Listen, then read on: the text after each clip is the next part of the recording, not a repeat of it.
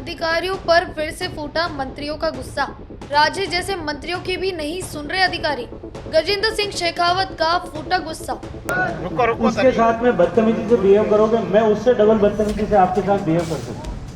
और आप उसका कुछ बिगाड़ नहीं सकते, मेरे कार्यकर्ता का कुछ नहीं बिगाड़ सकोगे। 2 दिन उसका काम छुट्टी कर दोगे, उसको रिस्पॉन्स नहीं करोगे, लेकिन मैं आपकी। नमस्कार, मैं हूं खुशी और आप देख रहे हैं भारत रफ्तार।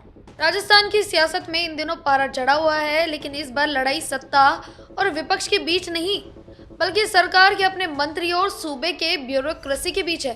कहते हैं कि सरकार की गाड़ी के 2 पहिए होते हैं, एक जनप्रतिनिधि और दूसरा प्रशासनिक अधिकारी। लेकिन राजस्थान में ये दोनों पहिए एक दूसरे की दिशा काटने में लगे हुए हैं।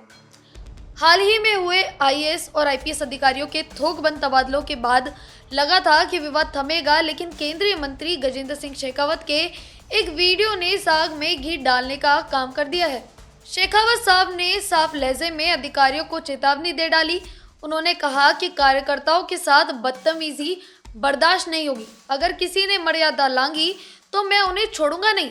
ये सिर्फ एक बयान नहीं, बल्कि उस हताशा का प्रतीक है जो जमीनी स्तर पर नेताओं और अफसरों के बीच बढ़ रही है।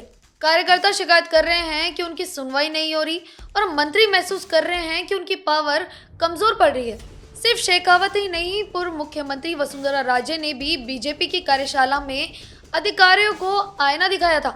राजे ने 2 टूक कहा कि जनप्रतिनिधि की घंटी बजते ही रेस्पॉन्स मिलना चाहिए, यानी ना नुकुर का दौर खत्म होना चाहिए। अब सवाल यह है कि क्या ब्यूरोक्रेसी वाकई बेलगाम हो गई है या फिर जनप्रतिनिधि अपनी उम्मीदों का बोझ अधिकारियों पर ज्यादा डाल रहे हैं। सियासी जानकारों का मानना है कि राजस्थान में ब्यूरोक्रेसी की कार्यशैली में बदलाव न आना सरकार के लिए एक बड़ा रेड फ्लैग है। आलकमान के निर्देशों के बावजूद अगर साहब नहीं सुन रहे तो इसके 2 मतलब है, या तो समन्वय की भारी कमी है या फिर अधिकारियों को किसी और शक्ति का मौन समर्थन प्राप्त है। हाल ही में हुए 25 आईएएस और 9 आईपीएस अधिकारियों के तबादले इसी प्रशासनिक सर्जरी का हिस्सा थे।